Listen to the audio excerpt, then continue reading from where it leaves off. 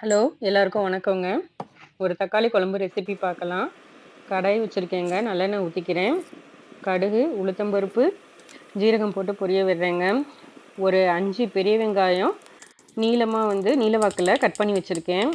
அதையும் இதோட சேர்த்துக்கிறேங்க. சேர்த்துட்டு கொஞ்சம் ஃப்ளேவருக்காக கருவேப்பிலை சேர்த்துக்கிறேங்க. ஒரு 7 பச்சை மிளகா கீரல் போட்டு வச்சிருக்கேங்க. அதையும் இதோட சேர்த்துக்கிறேன். வெங்காயம், கருவேப்பிலை, பச்சை மிளகா 3 நல்லா வதங்கணுங்க. வதங்கினதுக்கப்புறம் ஒரு 8 தக்காளி பார்த்தீங்கன்னா கட் பண்ணி வச்சுருக்கேங்க. அதையும் இதோட சேர்த்துட்டு நல்லா தக்காளி வதங்கிறதுக்கு உப்பு போட்டு லிட்டு போட்டு க்ளோஸ் பண்ணிடுறேங்க. இப்போ எல்லாம் நல்லா வதங்கிடுச்சு. இப்போ நம்ம தேவையான பொடியெல்லாம் போட்டுக்கலாம். இதுக்கு மஞ்சத்தூள், காஷ்மீர் மிளகாய் தூள், குழம்பு மிளகாய் தூள் 3ம் போட்டிருக்கேங்க. இந்த பொடியும் பச்சை மிளகாயும் உங்கள் காரத்துக்கு ஏற்றாப்புல போட்டுக்கோங்க. அதுக்கப்புறம் கொஞ்சம் பொட்டுக்கல்லை எடுத்து மிக்ஸி ஜாரில் நல்லா மாவாட்டம் அரைச்சி வச்சுருக்கேங்க. இதுலேருந்து ஒரு 3 ஸ்பூன் எடுத்துட்டு நல்லா கட்டி இல்லாமல் கரைச்சிக்கிறேன். அங்கே பார்த்திங்கன்னா இந்த மசாலாலாம் போட்டு அது நல்லா வதங்கிட்டுருக்கு.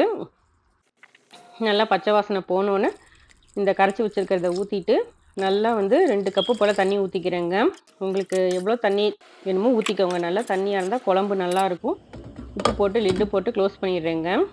இப்போ குழம்பு ஒரு கொதி வந்திருக்கு. இந்த ஸ்டேஜில் ஒரு அரை ஸ்பூன் மட்டும் கரம் மசாலா தூள் போடுறேங்க ஃப்ளேவருக்காக. இந்த மாதிரி குழம்பு கொதிக்கும் போது கரம் மசாலா போடுங்க, நல்லா டேஸ்ட்டாக இருக்கும். அதுக்கப்புறம் ஒரு 5 நிமிஷம் கொதிக்க வச்சேன், லிட்டு போட்டு க்ளோஸ் பண்ணி. இப்போ நல்லா கொதிச்சிருச்சு. நல்லா கை நிறைய மல்லித்தலை போட்டு ஆஃப் பண்ணிடுறேங்க. ட்ரை பண்ணி பாருங்கள். இந்த குழம்பு இட்லி, தோசை, சப்பாத்திக்கெல்லாம் நல்லாயிருக்கும். இந்த பொட்டுக்கடலை மாவு அரைச்சி ஊற்றுனதுக்கு பதிலாக கொஞ்சமாக தேங்காயும் சோம்பும் அரைச்சி ஊற்றுனீங்கன்னா அரைச்சி ஊற்றி கொதிக்க வச்சாலும் நல்லாயிருக்குங்க. இந்த மெத்தடும் ட்ரை பண்ணுங்கள், அந்த மெத்தடும் ட்ரை பண்ணி பாருங்கள். அன்றைக்கி எங்கள் வீட்டில் நாங்கள் சோள தோசையோடு வச்சு சாப்பிட்டோம். ரொம்ப டேஸ்ட்டாக இருந்தது இந்த குழம்பு. நீங்களும் ட்ரை பண்ணி பார்த்துட்டு எப்படி இருந்ததுன்னு சொல்லுங்கள். தேங்க்யூங்க. பாய்.